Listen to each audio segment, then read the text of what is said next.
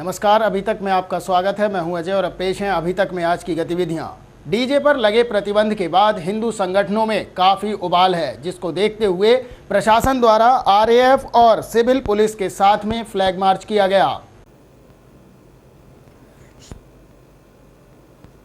शासन के फरमान पर पुलिस प्रशासन डीजे पर प्रतिबंध लगाने के लिए कई दिनों से होमवर्क कर रहा था। एसएसपी, एसपी सिटी लगातार अधीनस्थों की बैठक ले रहे थे। हर दिन योजना बनाई जा रही थी। बड़े स्तर पर डीजे को जब्त भी करने की कार्रवाई की गई। मंगलवार को हिंदू संगठन के नेताओं ने बवाल किया तो पुलिस की रणनीति पहले चरण में ही धड़ाम होती नजर आई। शुरुआत दससराय चौकी के पास से हुई। SP city doctor Ram Suresh Yadav कई थानों की फोर्स लेकर मौके पर पहुंचे। आक्रोशित लोगों को समझा बुझाकर शांत भी किया। इसी बीच बवालियों ने प्रभात मार्केट पुल पर भाजपा नेता विनोद अग्रवाल के नेतृत्व में जाम लगा दिया। सूचना पर सीओ कटघर, सीओ हाईवे व सीओ कोतवाली फोर्स के साथ प्रभात मार्केट पुल पर पहुंचे। करीब पौन घंटे की कवायद के बाद पत्थरबाजी कर रहे लोगों को समझाने की कोशिश की गई, मगर भीड़ डीजे पर लगाए गए प्रतिबंध को हटाने की मांग पर अड़ी रही। सीओ कटघर लोगों के गुस्से को शांत कर रहे थे कि तभी हनुमान मूर्ति तिराहे पर जाम की सूचना आ गई। इसके बाद सीओ वहां भी पहुंचे। इसी प्रकार गुलाबबाड़ी चुंगी पर भी जाम की सूचना मिली। उस वक्त पुलिस फोर्स बढ़ चुका था। इंस्पेक्टर कटघर कुछ पुलिस कर्मियों को लेकर वहां पहुंचे। उन्होंने लोगों को उनकी बात डीएम के माध्यम से मुख्यमंत्री तक पहुंचाए जाने का आश्वासन दिया। इसके बाद लोग शांत हुए। लाइन पार में भी कुछ लोगों ने जाम लगाया। आलम यह था कि बवालियों की प्लानिंग के आगे पुलिस की रणनीति पूरी तरह से फेल साबित दिखाई दे रही थी। वहीं वरिष्ठ पुलिस अधीक्षक लव कुमार ने कहा कि कांवड़ में डीजे पर शासन की ओर से रोक लगाई गई है। हिंदू संगठनों के कुछ लोग दससराय में ज्ञापन देने पहुंचे थे, लेकिन भीड़ में शामिल लोगों ने तोड़फोड़ शुरू कर दी। पुलिस ने रोकने की कोशिश की तो उन्होंने पथराव कर दिया। बाद में उनमें शामिल कुछ लोगों ने ही प्रभात मार्केट पर जाम लगवाया। बवाल कराने और उकसाने वालों को चिन्हित किया जा रहा है। तो वहीं कटघर क्षेत्र में हुए बवाल को शांत कराने के बाद अफसरों ने शहर में आरएएफ और सिविल पुलिस के साथ फ्लैग मार्च निकाला। देर रात तक कटघर क्षेत्र में और शहर के संवेदनशील इलाकों में फोर्स तैनात रही। वहीं बुधवार को भी संवेदनशील क्षेत्रों में आरएएफ व पुलिस की टीम का फ्लैग मार्च निकाला गया। डीजे बजने को लेके थोड़ा सा ये लोग संघर्षशील थे और हम लोगों ने तुरंत जाकर स्थिति पर काबू कर लिया और वार्ता करके उन लोगों को समझा दिया है कि उच्च अधिकारियों से बात करके जो समस्या का हल कराया जाएगा। शहर में सर कई संवेदनशील स्थान है जहाँ पे लोग घरों से बाहर निकल गए थे, वहाँ पे किस तरह से आप लोग जा रहे हैं और किस तरह से समझा रहे हैं लोगों को? हम लोगों को समझा रहे हैं कि हम आपकी बात शासन स्तर तक के अधिकारियों के पास पहुँचाएंगे और संभावना ये रहेगी कि कोई ना कोई हल जरूर निकल आएगा। अच्छा, ये भी हम जानना चाहेंगे कि अभी पूरा लगभग 20-25 दिन और हैं और आपको कहीं ना कहीं कानून और व्यवस्था को लेकर कुछ और तैयारियां की गई हैं, कुछ अतिरिक्त फोर्स वगैरह? हम अपने उच्च अधिकारियों से, डीएम साहब और एसपी साहब से पूरी वर्तमान स्थिति का उनको अवगत कराएंगे और अब जो समस्या है उसको हल कराने के लिए कोशिश प्रयास किया जा रहा है। तो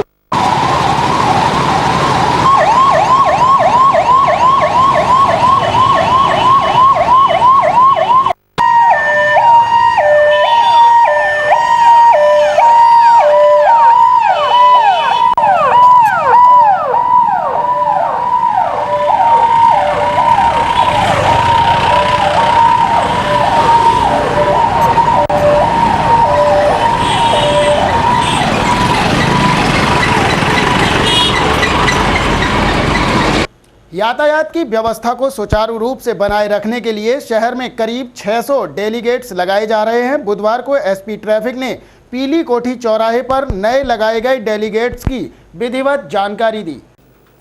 शहर की यातायात व्यवस्था को उच्च कोटि का बनाने हेतु एसपी ट्रैफिक दिन दोगुनी रात चौगुनी प्रयास कर रहे हैं। नए आइडियाओं के साथ एसपी ट्रैफिक संजय वर्मा महानगर की जनता को आधुनिक उपकरणों का तोहफा दे रहे हैं। अब शहर भर में 600 डेलिग्नेटर्स प्रमुख चौराहों पर लगाए जाने की योजना बनाई जा रही है।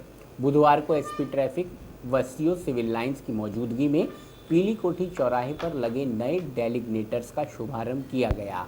इस दौरान पुलिस अधीक्षक यातायात ने जनता से अपील भी की कि वे वाहन चलाते समय ट्रैफिक नियमों का पालन अवश्य करें। एमडीए की तरफ से हमें जो पैसा मिला था यातायात सुधारने के लिए, यातायात व्यवस्थापन के लिए, उसमें हमने कई कार्य किए हैं, कुछ बाइक्स ली हैं, आपको जानकारी होगी। तो जल्दी ही रोड पर कोबरा के रूप में नज़र आएंगी आपको, वेल इक्विप्ड होकर के। और इसी क्रम में हमने काफ़ी बैरियर्स लगाए हैं, मोबाइल बैरियर्स, एक्सपेंडेबल बैरियर्स, और इसी तरह से हम ये 600 डेलिनेटर्स लगाएंगे शहर में पूरे। इसके 3 काम होंगे, एक तो शहर की खूबसूरती के लिए, यातायात व्यवस्थापन के लिए, तथा डिवाइडर के रूप में यह कार्य करेगा तथा यातायात को और दुरुस्त और चमकदार और खूबसूरत बनाएगा। हाँ, एसपी ट्रैफिक होने के नाते शहर वासियों से क्या अपील करना चाहेंगे यातायात व्यवस्था को? मैं सदा ये अपील करता रहा हूँ कि एसपी ट्रैफिक की हैसियत से नहीं, बल्कि मैं एक मुरादाबाद का अच्छा अधिकारी होने के नाते मैं ये अपील करना चाहूँगा, ये अपेक्षा करूँगा कि लोग हेलमेट लगा के जरूर चलें, क्योंकि जीवन एक ही बार मिलता है। अगर एक बार एक्सीडेंट होता है तो देयर इज़ नो रिटेक। गलती से कांच के गिलास टूट जाने पर 2 लोगों ने एक अपंग युवक की जमकर धुनाई की। गलशहीद थाने से चंद कदमों की दूरी पर ही एक अपंग युवक को पीट कर लहूलुहान कर दिया गया। मामूली सी गलती की इतनी बड़ी सजा कभी देखी है क्या? बुधवार को अभी तक रिपोर्ट के कैमरे ने न केवल ये हिंसा देखी, बल्कि आपको भी हम दिखा रहे हैं। गलशहीद चौराहे से ईदगाह तक बुधवार को साप्ताहिक बाजार लगता है। बुधवार को वसीम नाम का अपंग रिक्शा चालक किसी व्यवसायी के कांच के गिलास लेकर बाजार आया था। गलती से गिलास टूट गए, जिस पर 2 लोगों ने जमकर इस युवक की पिटाई लगा दी। वहीं घटना के वक्त मौजूद भीड़ मौन खड़ी रही। घटना थाना गलशहीद से चंद कदमों की दूरी पर ही घटित हो रही थी। अब आप ही बताइए, क्या किसी की इस प्रकार पिटाई उचित है? और तो और घटना के वक्त या बाद में पुलिस का नामो निशान घटनास्थल पर नहीं था, जबकि साप्ताहिक बाजार लगे होने पर सुरक्षा व जाम से निजात दिलाने की व्यवस्था हेतु थाना पुलिस की लेपर्ड व्यवस्था चौराहे पर होती है। तोड़े थे, वे पैसे मांग रिया था। तुम क्या करते हो? हमारा ठेला है। काय का ठेला है? तो ये लोग कौन है? मारने वाले कौन है तुम्हें? ये रिक्शा वाले की तरफ से बोल रहे हैं, शर्म रे करी। नहीं, क्या नाम है? क्यों मार रहे थे? ये कौन लोग हैं? रिक्शा वाले से गिलास तोड़े कि रिक्शा वाले ने इनका सामान रखा था उस रिक्शा में, तो इन्होंने जो है मारा पहले। और मुझसे बोले ये गिलास लेकर आओ जो टूटे। हमने गिलास लेकर आए हो तो ये कह रहा है पहले भी गिलास लिया। ट्रेनों के अंदर जहरखोरान गिरोह के कारनामे थमने का नाम नहीं ले रहे हैं। एक और वारदात उस समय सामने आई जब जीआरपी द्वारा जहरखोरान का शिकार हुए 3 लोगों को जिला अस्पताल में भर्ती कराया गया। इसे रेलवे की ढिलाई कहें या फिर यात्रियों की बदनसीबी, क्योंकि ट्रेनों में जहरखोरान की वारदातें रुकने का नाम नहीं ले रही हैं। एक बार फिर से 3 लोग देहरादून से झारखंड जाते समय जहरखोरान गिरोह के सदस्यों का शिकार हो गए और उन्हें जिला अस्पताल में भर्ती कराना पड़ा, जहां तीनों में से किसी को भी अभी तक होश नहीं आया। जिसके बाद जीआरपी ने कहा है कि अब इनके होश में आने के बाद ही इनसे पूछताछ करके आगे की कार्यवाही की जाएगी। फिलहाल तीनों ही लोग जिला अस्पताल में भर्ती हैं और जिनकी हालत चिकित्सकों के अनुसार गंभीर बताई जा रही है। बताया जा रहा है कि इन लोगों को नशे की तगड़ी डोज दी गई है, जिसकी वजह से इनको होश नहीं आया है। रात के समय ये लोग जहरखोरान गिरोह का शिकार हुए। जीआरपी को जब इनके बारे में पता चला तो तत्काल ही इन्हें उपचार के लिए मुरादाबाद के जिला अस्पताल में भर्ती कराया गया।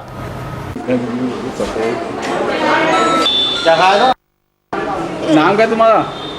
रिलैक्स में काम किया था। रिलैक्स में काम किया था। नाम क्या है तुम्हारा?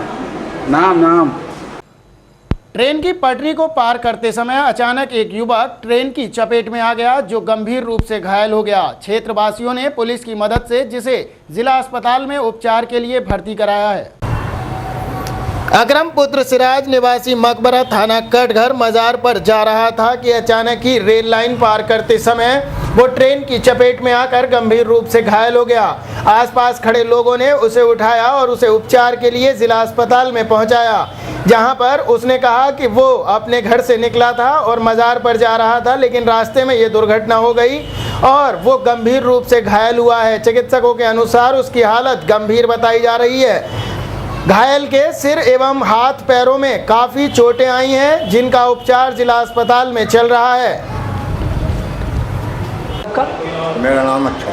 अच्छा, क्या हुआ था इन्हें बताइए। ये कटघर रेलवे स्टेशन से वापस सामने को जा रहे थे मदारपुर, वहाँ पर ट्रेन आ गई, ये झपेटे में उसका आ रहा है।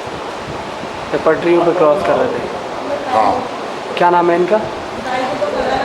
अकरम, मोहम्मद अकरम नाम है। यहाँ पर कैसे लाए हैं? जब मोहल्ले में लोगों ने मकबरे में आन के सूचना दी, सिराज भाई का लड़का रेल से टकरा दिया, तो हम लोग वहाँ पहुँचे और वहाँ से जिला अस्पताल लेना है। यहाँ वक्त हुआ है एक छोटे से ब्रेक का, जल्द हाजिर होंगे। ब्रेक के बाद आप देखते रहिए।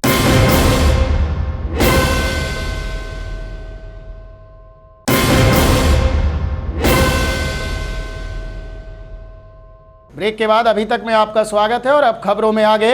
स्वाभिमान बचाओ आंदोलन नाम के संगठन ने मंडल आयुक्त कार्यालय पर प्रदर्शन करके ज्ञापन दिया, जिसमें कहा गया है कि गुमसानी और मढ़न को संभल जिले से हटाकर मुरादाबाद जिले से संबद्ध कराया जाए।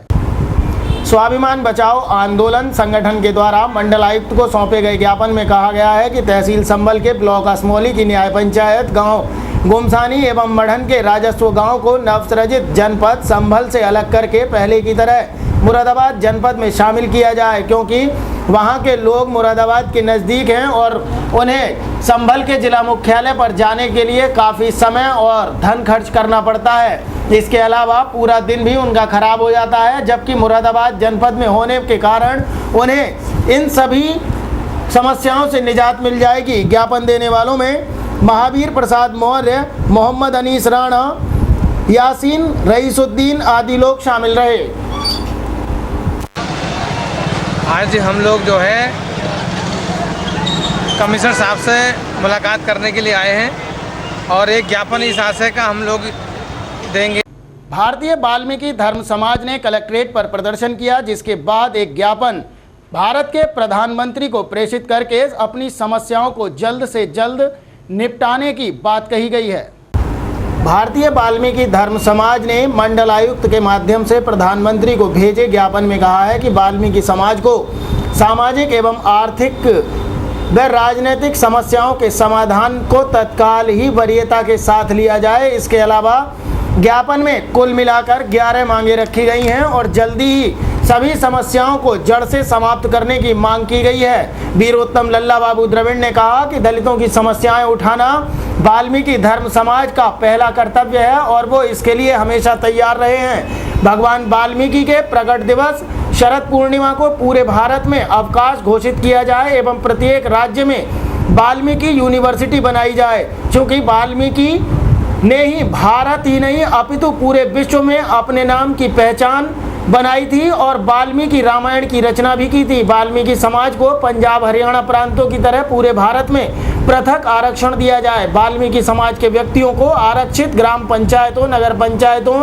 जिला पंचायतों, सभासदों, विधानसभा एवं राज्यसभा के साथ ही लोकसभा में भी आरक्षण का लाभ दिया जाए। तमाम मांगों के संदर्भ में उन्होंने कहा कि तत्काल ही हमारी मांगें नहीं मानी जाती हैं तो आंदोलन बड़ा भी हो सकता है।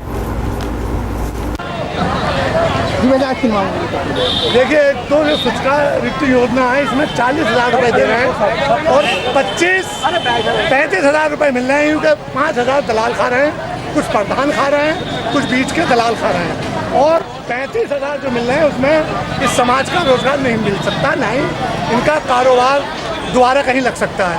तो आज भारतीय वाल्मीकि धर्म समाज के लोग यहाँ धरना दे रहे हैं और एक बहुत बड़ी तादाद में यहाँ धरना देने के बाद हम प्रधानमंत्री को ज्ञापन देंगे। दरअसल में परेशानी ये है कि अब रोजगार इनके हो गए बंद और रोजगार इन्हें नहीं मिल रहे, तो ये शहर की तरफ को प्लान कर रहे हैं। ये गाँवों से वाल्मीकि नाम का नामो निशान बिकने जा रहा है, ये हमें बहुत बड़ी दुख की बात है। इन्हें वहीं गाँवों में रहकर इन्हें रोजगार दिए जाएँ और कम से कम 5 लाख रुपए इन्हें अनुदान के रूप में दिए जाएँ। जब इस कौम का भला हो सकता है, जब इन्हें रोजगार मिले। अखिल भारतीय महाराजा हरिश्चंद्र वंशीय महासंघ में काव्य रस्तोगी को राष्ट्रीय अध्यक्ष बनाया गया है। महाराजा हरिश्चंद्र डिग्री कॉलेज के प्रबंधक काव्य रस्तोगी अखिल भारतीय हरिश्चंद्र वंशीय युवा मंडल के नए राष्ट्रीय अध्यक्ष चयनित किए गए हैं। बुधवार को महासभा के अध्यक्ष डॉक्टर राकेश चंद्र रस्तोगी ने दिल्ली में ये घोषणा की। इससे पहले वह राष्ट्रीय युवा महामंत्री के पद पर थे। राष्ट्रीय अध्यक्ष युवा मंडल का पद पहली बार मुरादाबाद को मिला है। पूर्व में कानपुर के सीएमओ डॉक्टर विनोद चंद्र के बाद दिल्ली के chartered accountant doctor Sunil Rastogi लगातार 6 वर्ष से इस पद पर तैनात थे। चयनित राष्ट्रीय अध्यक्ष ने आगामी सत्र में 3 वर्ष का खाका खींचते हुए 51 नगरों में युवा मंडल की स्थापना करने की घोषणा की है। उन्होंने कहा कि उत्तरी एवं दक्षिणी बिहार के स्वजातीय युवाओं को मुख्य धारा से जोड़ना उनकी पहली प्राथमिकता होगी। इसके लिए वर्ष 2015 में ही बेगूसराय बिहार में युवा सम्मेलन आयोजित किया जाएगा। उन्होंने कहा कि दक्षिण भारत में तकनीकी क्षेत्र में कार्यरत स्वजातीय युवाओं को संगठित करना तथा मुंबई के उपनगरों में निवास कर रहे स्वजातीय युवाओं की डायरेक्टरी बनाना उनका कार्य योजना का मुख्य अंग है। इसके अलावा ऑस्ट्रेलिया तथा अमेरिका के स्वजातीय बाहुल्य क्षेत्रों में भी युवा मंडल का विस्तार किया जाएगा। ये एक बहुत महत्वपूर्ण दायित्व मुझे सौंपा गया है और किसी भी संस्था का राष्ट्रीय अध्यक्ष होना एक गौरवमयी पद है और इसमें मुरादाबाद से किसी को पहली बार राष्ट्रीय अध्यक्ष का ये दायित्व मिला है। एक बहुत ही महत्वपूर्ण ये दायित्व है और मेरा ये लक्ष्य है कि जो हर्षण वंशीय समाज के युवा हैं उनकी दशा और दिशा दोनों को बदलने का काम हो। हमारा जो युवा है उसको रोजगार के साधन उपलब्ध हो, उसके कैरियर का एडवांसमेंट हो और वो समाज में और राष्ट्र में अपना नाम स्थापित कर सके। ऐसी योजना मेरी है कि उसे इस प्रकार की कार्यशालाएं हम आयोजित करें, इतनी मोटिवेशनल सेमिनार्स आयोजित करें कि वो अपना नाम राष्ट्र में ऊंचा कर सके।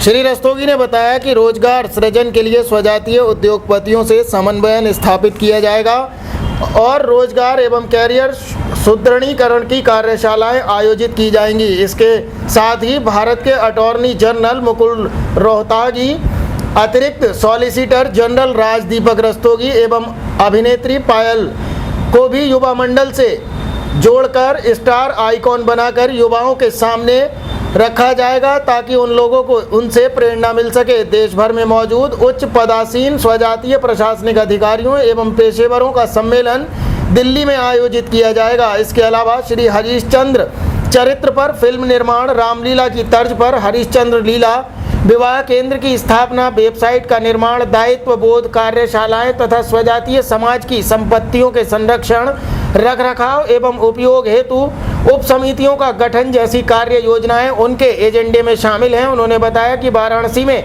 हरिश्चंद्र घाट का सौंदर्यीकरण एवं बिहार के रोहतासगढ़ किले को राष्ट्रीय स्मारक का दर्जा दिलाना उनका लक्ष्य रहेगा। मैंने सबसे पहले प्लान ये किया है कि बेगूसराय में हम युवा मंडल का एक सम्मेलन आयोजित करेंगे।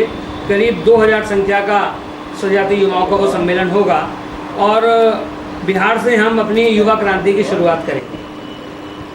इसके बाद बनारस में आएंगे। बनारस में हरिश्चंद्र घाट का सौंदर्यीकरण हमारा प्रमुख मुद्दा रहेगा। हम लोग सत्यवादी राजा हरिश्चंद्र जी की संतान हैं, इसलिए हमारा फर्ज बनता है, हमारा कर्तव्य है कि जो हरिश्चंद्र घाट बनारस में उपेक्षित पड़ा हुआ है उसका सौंदर्यीकरण हो। वहाँ कार सेवा के माध्यम से पूरे हिंदुस्तान से युवा वहाँ एकत्रित किए जाएंगे। स्वजातीय युवा वो उसकी सफाई करेंगे, अपना पैसा लगाएंगे और प्रधानमंत्री श्री नरेंद्र मोदी जी, क्योंकि उस क्षेत्र के उनका वो संसदीय क्षेत्र है वाराणसी, उनसे भी संपर्क करने का प्रयास किया जाएगा। इसके साथ ही विवाह केंद्र की स्थापना, हरिश्चंद्र वंशी युवा मंडल की वेबसाइट का निर्माण और स्वजातीय समाज की हमारे करोड़ों रुपए की संपत्तियाँ बेकार पड़ी हैं, इनका संरक्षण, इनके संवर्धन के लिए उप समितियाँ, इस प्रकार की अपनी योजना यहाँ है। 51 कार्यक्रम हमारे पास हैं जिसको हम इस 3 साल के सत्र में लागू करेंगे, ये अपनी योजना। तो ये बहुत ही गर्व की बात है कि इतना महत्वपूर्ण हमारे नवाद शहर को मिला। राष्ट्रीय अध्यक्ष हमारे शहर के हैं, हमारे पास के हैं, हमारे भाई के हैं और जहाँ तक तो संगठन की बात है, मुरादाबाद का बहुत अच्छा कार्य कर रहा है और अब राष्ट्रीय जी के संरक्षण में और हम इसको ऊंचाइयों पर ले जाके जाएंगे। जो भी इनका एजेंडा होगा उसको फॉलो करेंगे और इसे आगे और विकास की तरफ को हम तरक्की करेंगे। दयानंद डिग्री कॉलेज में पत्रकारिता को लेकर एक सेमिनार का आयोजन किया गया जिसमें शिक्षकों द्वारा छात्रों को काफ़ी जानकारियां दी गई। दयानंद डिग्री कॉलेज में नए छात्र छात्राओं के लिए एक सेमिनार का आयोजन किया गया, जिसमें विभिन्न विषयों पर छात्राओं को जानकारी दी गई।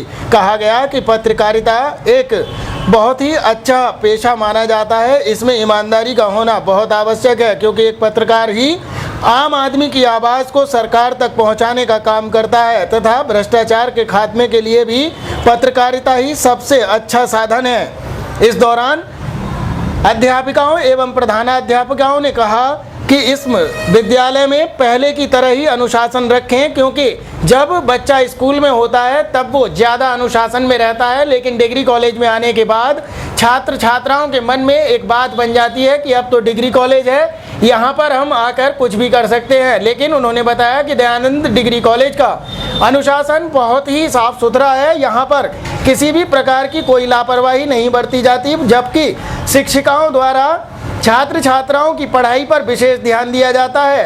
इस पर सभी छात्र छात्राओं ने शिक्षिकाओं का समर्थन करते हुए कहा कि अनुशासन का पूरा ध्यान रखा जाएगा।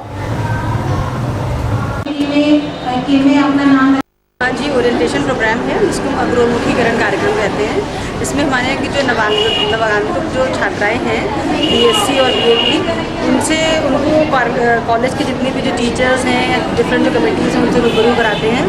और जो अलग से जो हमारे प्रोग्राम चल रहे हैं, जैसे एनएसएस है, एनसीसी है, रोवर्स रेंजर्स है, उसके अलावा एक पत्रकारिता का हमारे प्रोग्राम कोर्स भी कराया जाता है, तो छात्राओं को उन सबसे अवगत कराया जाता है। और साथ ही एक टाइम टेबल में एक बदलाव आया है, वो भी आज बच्चों को बताया गया है। और बेसिक जो फंडामेंटल है इस प्रोग्राम का, वो यही है कि बच्चे अपनापन महसूस करें, अपने आप को यहाँ नया महसूस ना करें, और जितने भी जो टीचर्स हैं उनसे एक बॉन्डिंग डेवलप हो। छात्रों से हम ये अपेक्षा कर रहे हैं कि जिस तरह से उनके अब तक क्लास 12 तक बहुत ही डिसिप्लिन लाइफ जीते आए हैं, और बच्चों को दिमाग में होता है डिग्री कॉलेज में तो कुछ भी करो, तो ऐसा नहीं है। जितने अनुशासन से वो क्लास 12 तक पढ़े हैं, उतने ही अनुशासन यहाँ पे फॉलो किया जाता है, क्योंकि जो मेरा मानना है जो डिसिप्लिन है, जो ऑनेस्टी है, वो ऊपर से नीचे फ्लो होती है। तो हमारे जो प्राचार्य महोदय हैं डॉक्टर सुनील तलवार, वो खुद भी बहुत डिसिप्लिन हैं, बहुत पंक्चुअल हैं। उसकी वजह से हम सब टीचर्स भी अपना काम एकदम समय पे करते हैं, पूरी शिद्दत से बच्चों को हम पढ़ाते हैं। इसलिए बच्चों से मेरी अपेक्षा है कि बच्चे टाइम पर आएँ, अपनी पढ़ाई लिखाई करें, माँ बाप जितने रुपये उनके ऊपर इन्वेस्ट कर रहे हैं, उनका पूरा बेस्ट आउटकम उनको। नागरिक सुरक्षा कोर का प्रशिक्षण शिविर दूसरे दिन भी जारी रहा। नागरिक सुरक्षा कोर की तरफ से उनके कार्यालय पर ही एक प्रशिक्षण शिविर का आयोजन किया जा रहा है, जो कि दूसरे दिन भी जारी रहा, जिसमें प्रशिक्षण दे रहे प्रशिक्षकों ने बताया कि प्राकृतिक आपदाएं आने के समय घबराना नहीं चाहिए, बल्कि शांत दिमाग से काम लेना चाहिए, क्योंकि आपदाएं आने पर ज़्यादातर दुर्घटनाएं भगदड़ के कारण होती हैं, और अगर हम अपने दिमाग को शांत रखकर काम करेंगे तो शायद ऐसे हादसों में कमी आएगी। इस दौरान उन्होंने तमाम प्राकृतिक आपदाओं के विषय में विस्तार से जानकारी दी, तो साथ ही नेपाल में आए भूकंप के बारे में भी गहनता से चर्चा की गई। इस दौरान नागरिक सुरक्षा कोर के तमाम पदाधिकारी एवं कार्यकर्ताओं के साथ ही शहर के गणमान्य नागरिक भी मौजूद रहे। 5 दिवसीय प्रशिक्षण शिविर के दूसरे दिन आज हमारे अधिकारियों ने हड्डी टूट क्या होती है, सिविल डिफेंस की सेवाएं किस तरह से काम करती है, इस पर आज इनको ज्ञान दिया गया। इसके अतिरिक्त सिविल डिफेंस की जो सेवाओं का गठन किस प्रकार से किया गया है, उसके बारे में ज्ञान दिया गया है। अभी ये प्रशिक्षण 3 दिन और चलेगा। इसमें हम आने वाले समय में इनको आग, गांठें, सिविल डिफेंस के अंदर जो रस्सियों की गांठें हैं, किस प्रकार से गांठें बांधी जाती हैं, उसका बड़ा महत्व है, उसका कल ज्ञान देंगे इसमें। और कल से ही इन लोगों की प्रैक्टिकल ट्रेनिंग दी जाएगी। इसके साथ साथ हम हमारे स्वयंसेवक हैं, इनको हम एक सिविल डिफेंस अधिनियम का ज्ञान देंगे कि किस नियम के तहत इनकी भर्ती हो रही है, किस नियम के तहत किस परिस्थिति में इनको संगठन से निष्कासित किया जा सकता है, और इनके दायित्व क्या हैं सिविल डिफेंस अधिनियम के अंतर्गत, उसका ज्ञान दिया जाएगा। आज सिर्फ इन्हें सिविल डिफेंस के बारे में ये बताया गया कि आप ये हमने एक पुस्तिका दी है जो भारत सरकार की ओर से हमें प्रकाशित कराई थी हम लोगों ने, तो ये पुस्तिका दी गई। और पुस्तिका के माध्यम से इनको ये कहा कि इसका अध्ययन करें। अध्ययन करने में इसमें एक नैतिकता के साथ साथ एक ज्ञान इनको मिलेगा कि इसमें सिविल डिफेंस किस प्रकार आज शहर में कार्य कर। फिलहाल यहाँ वक्त हो गया है एक और छोटे से ब्रेक का। जल्द हाजिर होंगे कुछ और खबरों के साथ।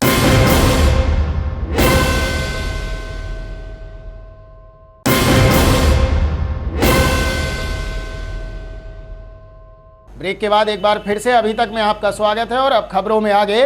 महानगर समाजवादी पार्टी के द्वारा महानगर में समाजवादी जन जागरण साइकिल रैली निकाली गई, जिसे महानगर अध्यक्ष ने हरी झंडी दिखाकर रवाना किया।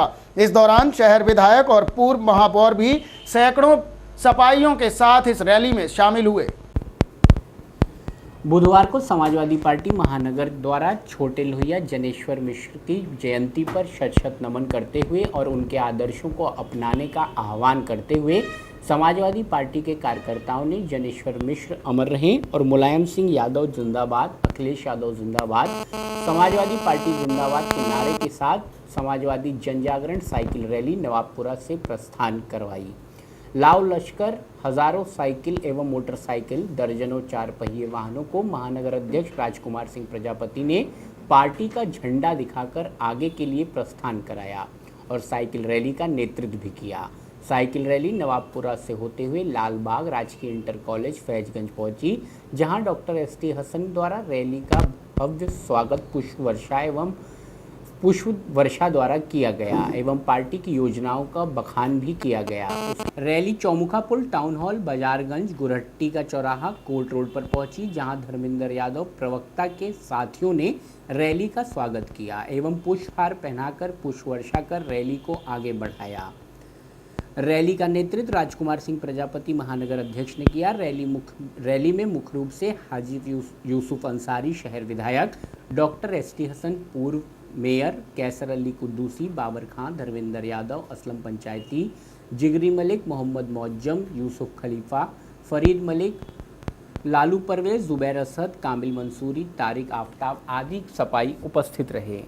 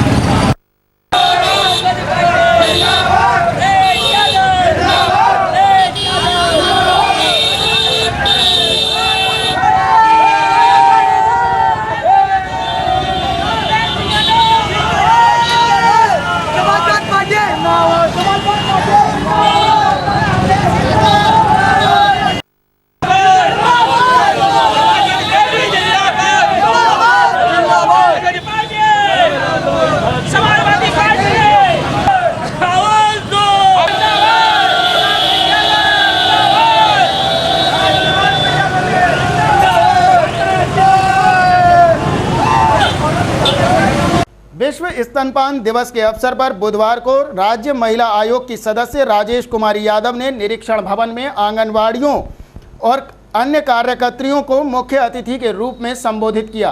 शासन के द्वारा महिलाओं को स्वास्थ्य के प्रति जागरूक करने हेतु विश्व स्तनपान पखवाड़ा मनाया जा रहा है। बुधवार को सिविल लाइंस स्थित निरीक्षण भवन में राज्य महिला आयोग की सदस्य राजेश कुमारी यादव ने मुख्य अतिथि के रूप में आंगनबाड़ी कार्यकर्त्रियों को विश्व स्तनपान पखवाड़े पर संबोधित किया। इस अवसर पर महिला थाना अध्यक्षा माला शर्मा, जिला सूचना अधिकारी RK सक्सेना भी उपस्थित रहे। मुख्य अतिथि ने स्तनपान के फायदे व स्तनपान कराने से बीमारियों से बचाव के टिप्स आंगनबाड़ी कार्यकर्त्रियों को दिए। साथ ही प्रदेश सरकार की विभिन्न योजनाओं को भी कार्यकर्त्रियों के बीच रखा। कार्यक्रम का संचालन अनुपमा शांडिल्य, जिला कार्यक्रम अधिकारी के द्वारा किया गया। आपको जो आज हमारा यहाँ मैडम ने ये जो प्रोग्राम आप सबका रखा है, जो मकसद है आज हमारा, वो तो बहुत विस्तार से बहुत अच्छे तरीके से मैडम ने सब कुछ बता दिया है। लेकिन मैं आप लोगों को दिल से बहुत ज़्यादा मुझे आप लोगों से इसलिए लगाव है कि मैंने आंगनबाड़ी कार्यकर्त्रियों को देखा है, गांव-गांव में जाकर के किस तरह से वो मेहनत करती हैं। जितनी वो मेहनत करती हैं अपने घर से जाने के बाद, उतना उनका मानदेय नहीं। यहाँ पर मुझे तकलीफ होती है और इस बात को मैं अपने आयोग में भी कहती हूँ। जब कहीं बात ये आती है कि आंगनवाड़ी कार्यकर्ती काम नहीं करती हैं और खाली कागजों में कार्रवाई करती हैं, तो आयोग के सदन में अकेली मैं महिला होती हूँ जो कार्यकर्ती के लिए ये कहती हूँ कि उससे ज़्यादा मेहनत करने वाला कोई अधिकारी और कर्मचारी नहीं है। सिविल लाइन स्थित पीडब्ल्यूडी के गेस्ट हाउस में राज्य महिला आयोग की सदस्या ने महिला उत्पीड़न के संबंध में बातचीत की और महिलाओं की समस्याएं भी सुनी। जिला अस्पताल के सामने लोक निर्माण विभाग के गेस्ट हाउस में राज्य महिला आयोग की सदस्या राजेश कुमारी यादव ने बुधवार को सुनवाई की। जिन महिलाओं का उत्पीड़न हो रहा है, पति या अन्य ससुराली जनों से समस्या है या जमीन जायदाद का मामला है, वो महिलाएं बुधवार को राज्य महिला आयोग की सदस्या के सामने शिकायत लेकर पहुंची। जिन महिलाओं को अन्य किसी भी तरह की समस्या है, वे लोक निर्माण विभाग गेस्ट हाउस में पहुंचकर अपनी बात कह सकती हैं। राजेश कुमारी यादव ने इस अवसर पर बताया कि इस सुनवाई में संबंधित पुलिस अधिकारी भी मौजूद रहते हैं। सुलह समझौते में मामले सुलझाए जाते हैं और जिसमें दंडात्मक कार्रवाई की ज़रूरत होती है, उसमें कार्रवाई उचित रूप में की जाती है। माताएं, बहनें, बेटियां निडर होकर अपनी बात कह सकें, इसलिए सरकार द्वारा इस तरह की व्यवस्था की गई है। इस अवसर पर महिला थाना अध्यक्षा माला शर्मा, जिला सूचना अधिकारी RK सक्सेना, SDM भी मौजूद रहे। पहले बुधवार को प्रत्येक जिले में हमारा महिला दिवस के रूप में ये पहला बुधवार मनाया जाता है और जिस जिले में आयोग की सदस्य नहीं होती है, महिला आयोग की सदस्य जिस जिले में उपस्थित नहीं होती है, वहाँ पर हमारे नोडल अधिकारी बैठते हैं और महिलाओं की समस्याएं सुनते हैं। उसी क्रम में आज मैं यहाँ पर गेस्ट हाउस में उपस्थित हुई। हमारे CO साहब नोडल अधिकारी हैं, वो भी जब से मैं आई हूँ तब से लगातार यहाँ पर बैठे हैं। माला शर्मा जी भी यहाँ पर उपस्थित हैं, सूचना अधिकारी भी यहाँ पर बराबर उपस्थित हैं, RK सक्सेना जी, जिला कार्यक्रम अधिकारी मैडम डॉक्टर अनुपमा जी भी यहाँ पर सुबह से ही उपस्थित रही। तमाम लोग, सभी अधिकारी कर्मचारी यहाँ पर उपस्थित थे। लेकिन जहाँ अभी आपने ये कहा कितनी प्रार्थना पत्र आए, प्रार्थना पत्र मेरे मुरादाबाद ज़िले में सबसे कम आते हैं, क्योंकि उसका कारण ये है कि आज कोई प्रार्थना पत्र नहीं आया नया, और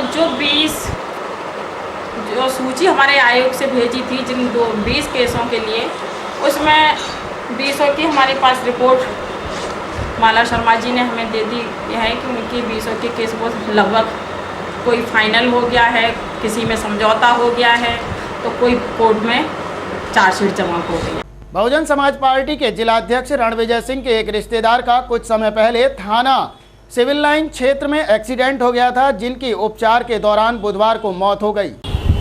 बहुजन समाज पार्टी के जिलाध्यक्ष रणविजय सिंह के एक रिश्तेदार अनिल कुमार पुत्र होशियार सिंह निवासी मऊ थाना सिविल लाइन शाहजहांपुर में सिपाही के पद पर तैनात थे। 10 मार्च 2015 को महिला पॉलिटेक्निक के पास में उनकी एक वाहन से टक्कर हो गई और वो गंभीर रूप से घायल हो गए, जिसके बाद उन्हें जिला अस्पताल में उपचार के लिए लाया गया था, जहां से परिजन उन्हें पहले डेंटल कॉलेज ले गए, जहां कई दिनों तक उनका इलाज चलता रहा। इसके बाद जब उनकी हालत में सुधार हुआ तो परिजन उन्हें घर पर ले आए और घर से ही इलाज जारी रहा। अचानक बुधवार को उनकी तबीयत ज़्यादा खराब हो गई और उनकी मौत हो गई, जिसके बाद परिजनों द्वारा इस मामले की जानकारी पुलिस को दी गई तो पुलिस ने शव का पंचनामा भरकर उसे पोस्टमार्टम के लिए भेज दिया। तो वहीं वाहन चालक के खिलाफ रिपोर्ट दर्ज करा दी गई है।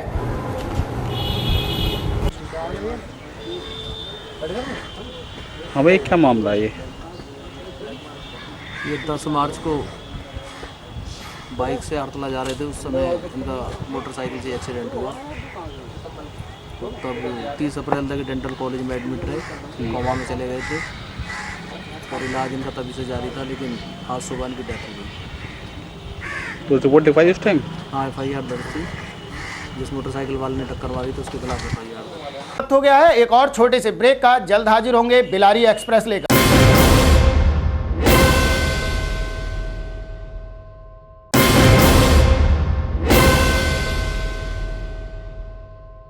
ब्रेक के बाद एक बार फिर से अभी तक में आपका स्वागत है और अब खबरें बिलारी से हैं। भारतीय किसान यूनियन असली का धरना SDM कार्यालय पर बुधवार को भी जारी रहा। इस दौरान सामाजिक संगठन के कार्यकर्ताओं ने भी भाकियू असली को अपना समर्थन दे दिया है। बिलारी में मुआवजे एवं बिजली को लेकर भारतीय किसान यूनियन असली द्वारा तहसील में दिया जा रहा धरना तीसरे दिन भी जारी रहा। किसानों ने तय किया है कि यदि 10 अगस्त तक समाधान न किया गया तो 11 में धरना स्थल पर महापंचायत की जाएगी। उसमें किसान जो भी फैसला करेंगे वही काम आगे किया जाएगा। किसानों ने 11 को तहसील की तालाबंदी करने का भी निर्णय लिया है। तीसरे दिन धरने पर भारी भीड़ जुटी।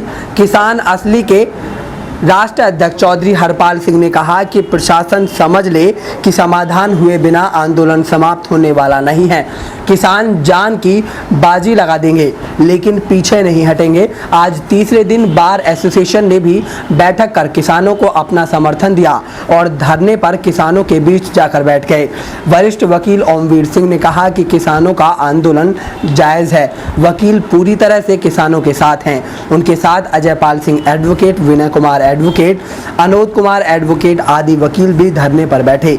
सामाजिक संगठन ने भी नोमान जमाल को धरने पर भेजकर अपना समर्थन दिया। नोमान जमाल ने कहा कि सामाजिक संगठन कंधे से कंधा मिलाकर भाकियों के साथ आंदोलन में खड़ा है। किसान यूनियन के साथ भारतीय किसान यूनियन पिछले 2 दिनों से आज तीसरा दिन है जो मुआवजे की मांग को लेकर के धरने अनिश्चितकालीन धरने पर बैठे हुए हैं। सामाजिक कार्यकर्ता संगठन समर्थन देने के हिसाब से पूर्ण रूप से उनके सहयोग में तत्पर है और जब तक के किसानों का मुआवजा और किसानों की फसल की बर्बादी की रकम उनको नहीं मिल जाती, ये धरना अनिश्चितकालीन धरना है।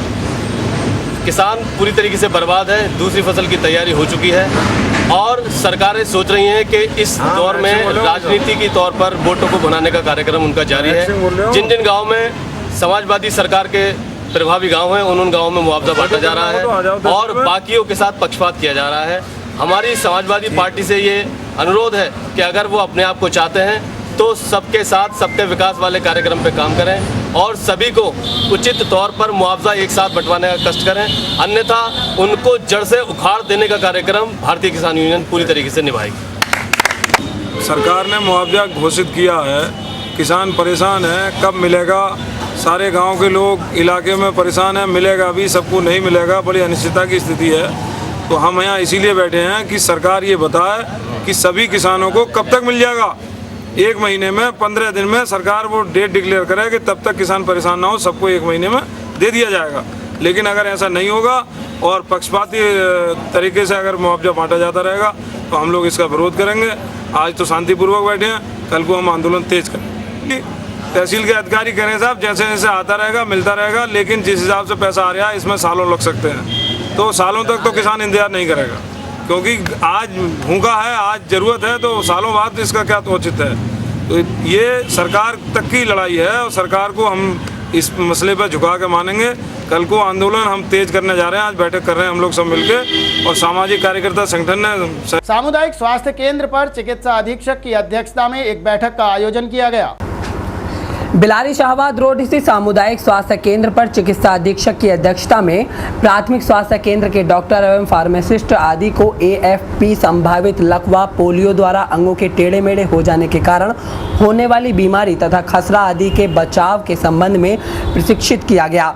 इसमें प्रभावित होने वाले लक्षण 15 वर्ष तक का कोई भी बच्चा जिसके शरीर का कोई भी अंग लुंज पुंज पड़ गया हो या किसी भी उम्र के व्यक्ति जिसमें पोलियो का संदेह हो, संभावित खसरा, बुखार एवं शरीर पर लाल चिकते के साथ खांसी तथा नाक बहना या आंखें लाल होना, किसी भी उम्र का व्यक्ति जिसमें खसरे का संदेह हो, इन सभी से संबंधित जानकारियां दी गईं।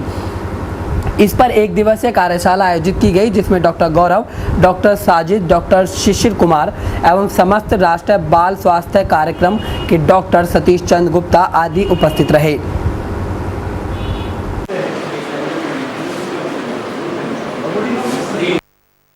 पोलियो एरेडिकेट हो गया है, लेकिन उसके जो संभावित लक्षण वाले बच्चे होते हैं उनमें हम लोग उनको देखते हैं, उनमें जांच करते हैं कि पोलियो के विषाणु या पोलियो का लक्षण तो जीवाणु में नहीं है, तो उसकी क्योंकि संवेदनशील मुद्दा है और इसकी गुणवत्ता बनी रहे इसके लिए इसमें हर साल एक वर्कशॉप होती रहती है। तो ये WHO के द्वारा ये कराई जा रही है वर्कशॉप। इसमें जो हमारे जिनके संपर्क में बच्चा आता है, डॉक्टर, विशेषकर डॉक्टर और फार्मासिस्ट, और उसमें कोई प्राइवेट फार्मर नहीं है, जो लोग पोलियो के केस रिपोर्ट करते हैं वो लोग भी आमंत्रित किए गए हैं। ये वर्कशॉप इसके द्वारा कराई जा रही है। सपा सरकार की नीतियों तथा योजनाओं को जनता तक पहुंचाने के लिए जन जागरण रैली निकाली गई, जो कि विधायक हाजी मोहम्मद इरफान के कार्यालय से रवाना हुई। बिलारी विधानसभा क्षेत्र में सपा सरकार की नीतियों, लाभकारी योजनाओं और उपलब्धियों के प्रचार प्रसार हेतु सपा कार्यकर्ताओं द्वारा विशाल रैली जिला उपाध्यक्ष हाजी मोहम्मद उस्मान के नेतृत्व में निकाली गई, जिसका उद्घाटन विधायक प्रतिनिधि मोहम्मद फहीम ने किया। नगर के डाक बंगले के निकट स्थित सपा विधायक हाजी मोहम्मद इरफान के कार्यालय स्थित MIM हाउस से शुरू हुई साइकिल रैली नगर में भ्रमण करने के पश्चात ग्राम मुड़िया राजा, मीरापुर माफी, जलालपुर, पीतपुर सहित दर्जनों गांव में होती हुई ग्राम नैयाखेड़ा में गन्ना समिति के चेयरमैन अरविंद मोहन के आवास पर जाकर संपन्न हुई। भ्रमण के दौरान साइकिल रैली में सपा कार्यकर्ताओं ने ग्रामीणों को उत्तर प्रदेश सरकार की 3 वर्ष के कार्यकाल की जनहित योजनाओं और उपलब्धियों के बारे में अवगत कराया। विधायक प्रतिनिधि मोहम्मद फहीम ने कार्यकर्ताओं का हौसला बढ़ाते हुए कहा कि समाजवादी पार्टी के कार्यकाल में सभी धर्म और वर्ग को भरपूर सम्मान मिला है। पार्टी के मुखिया मुलायम सिंह यादव, मुख्यमंत्री अखिलेश यादव, काबीना मंत्री आजम खां के निर्देशों पर विधायक हाजी मोहम्मद इरफान ने क्षेत्र में विकास की गंगा बहाई है। सपा विधायक ने पार्टी की नीति एवं मंशा के अनुरूप लोगों में आपसी विवाद खत्म कराकर भाईचारा कायम करने का काम किया है। विधायक प्रतिनिधि मोहम्मद फहीम ने साइकिल रैली के दौरान सभी जानकारियां दी। मोहम्मद उस्मान साहब के नेतृत्व में और जिले से तशरीफ लाए, हालांकि हमारे बिलारी के हैं, लेकिन जिले आह्वान पर पूरे उत्तर प्रदेश में समाजवादी पार्टी के कार्यकर्ता उत्तर प्रदेश की समाजवादी पार्टी की उस लोकप्रिय सरकार की जो माननीय अखिलेश यादव जी के नेतृत्व में 3 वर्ष से ज्यादा उसको काम करते हुए हो गए हैं, उसकी तमाम उपलब्धियों का बखान करने के लिए आज पूरे प्रदेश में साइकिलों से घूमना शुरू कर रहे हैं और एक एक वो तमाम उपलब्धि जिसके लिए समाजवादी पार्टी विख्यात है के 3 साल मुकम्मल होने की खुशी में माननीय मुख्यमंत्री जी के आदेश अनुसार हमारे उत्तर प्रदेश की सरकार गंगा जमनी तहजीब के साथ विकास की राह पर जो आगे चल रही है, उसके उपलक्ष्य में जो आदेश प्राप्त हुआ प्रदेश अध्यक्ष जी की तरफ से, उसमें बिलारी विधानसभा की तरफ से एक बहुत बड़ा जम्बे गफीर जो अपना चुनाव चिन्ह साइकिल को लेकर साइकिल रैली के रूप में आज बिलारी विधानसभा में आगाज़ कर रहा है और इस आगाज़ में ये अंजाम तक पहुंचाने का नतीजा है कि समाजवादी पार्टी का एक एक कार्यकर्ता माननीय विधायक हाजी मोहम्मद इरफान के साथ इस तरीके से खड़ा हुआ है जिस तरीके से कोई स्तंभ और जिस तरीके से खून जिस्म के अंदर होता है। मैं आपके चैनल के माध्यम से ये बता देना चाहता हूँ कि समाजवादी पार्टी नाम नहीं आंदोलन है। समाजवादी पार्टी माननीय मुलायम सिंह यादव जी, माननीय आजम खान साहब, माननीय विधायक हाजी मोहम्मद इरफान साहब की सोच जो 30 बिलारी विधानसभा के अंदर आज ये एहसास दिला रही है कि इतनी गर्मी के बावजूद भी हमारे यहाँ पर जो साइकिल लेकर हमारी पूरी विधानसभा के लोग यहाँ मौजूद हैं, वो सब मुबारकबाद के मुस्तहिक हैं। और मैं बता देना चाहता हूँ कि समाजवादी पार्टी को लोग हल्के में लिया करते थे।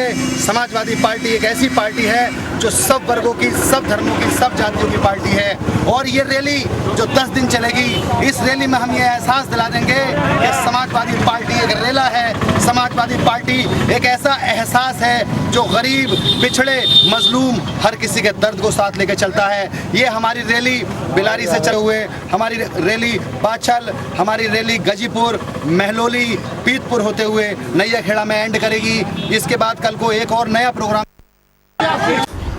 साइकिल रैली को सफल बनाने में अमित यादव, चौधरी भारत सिंह, गन्ना समिति चेयरमैन अरविंद मोहन शर्मा, सौरभ यादव, वसीम आज़ाद, शब्बीर हुसैन, राजपाल सिंह, मोहम्मद आकिल सैफी, देवंश शर्मा, फिरोज आलम के साथ साथ और भी पदाधिकारी और कार्यकर्ता साइकिल रैली में नजर आए। कांवड़ यात्रा में डीजे के प्रयोग पर प्रतिबंध लगाए जाने के बाद जहां जगह जगह हिंदू संगठनों द्वारा आंदोलन किए जा रहे हैं, इसी क्रम में बिलारी में भी हिंदू जागरण मंच के कार्यकर्ताओं ने एसडीएम के कार्यालय पर प्रदर्शन करके डीजे से प्रतिबंध हटाने की मांग की। बिलारी में कांवड़ यात्रा में डीजे पर प्रतिबंध लगाने पर गुस्साए हिंदू जागरण मंच कार्यकर्ताओं ने एसडीएम कार्यालय पर नारेबाजी के साथ प्रदर्शन किया तथा अपनी मांगों का एक ज्ञापन उप जिलाधिकारी के माध्यम से महामहिम राज्यपाल को भेजा। ज्ञापन के माध्यम से हिंदू जागरण मंच के कार्यकर्ताओं ने मांग की है कि उत्तर प्रदेश सरकार द्वारा कांवड़ यात्रा पर डीजे पर प्रतिबंध लगाना सरासर गलत है। वर्षों से डीजे पर बजने वाले भक्ति गीतों के साथ कांवड़िए अपनी गंतव्य तक पर पहुंचते हैं। इसके अलावा डीजे संचालकों को भी परेशान किया जा रहा है। हिंदू जागरण मंच के जिला अध्यक्ष ललित कुमार अग्रवाल ने मांग की है कि कांवड़ यात्रा में डीजे बजाने की अनुमति दी जाए, वरना हिंदू संगठनों द्वारा विरोध प्रदर्शन किया जाएगा। ज्ञापन के बारे में भाजपा नेता सुरेश सैनी ने कहा,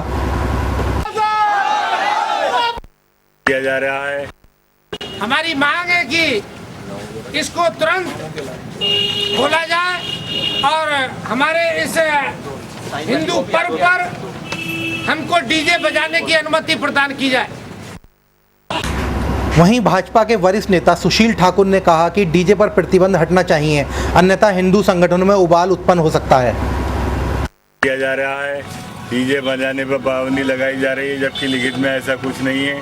फिर मौखिक रूप से दबाव डाला जा रहा है।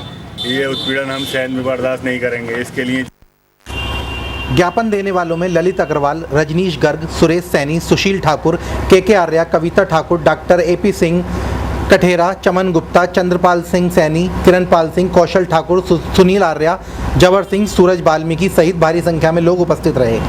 तो फिलहाल के लिए अभी तक में बस इतना ही। इसी के साथ अजय और अभी तक की पूरी टीम को दीजिए इजाजत। नमस्कार।